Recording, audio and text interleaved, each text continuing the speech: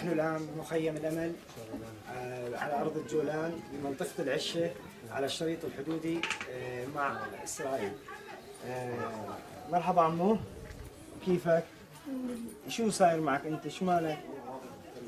أنا كنت ببقية. إيه كنا طالع أنا ورفيقي ماشيين قبله. إيه ما نعرف غير طارين بالله.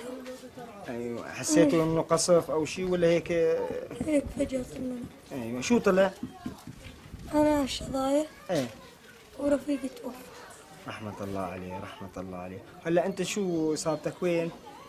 مجار بولية. إيه وتحت رجلي. إن شاء الله معافى، إن شاء الله معافى يا عمو. هاي شو بتقول أنت للأطفال تبع فرنسا، حكومة فرنسا، منظمة الأسوس؟ يسلموا ايديك. الله يعطيك العافية، إن شاء الله معافى يا شو عمو. اسمك أنت؟ شو اسمك؟ أحمد علي. أحمد؟ علي. معافى، يلا معافى. معافى يا عمو.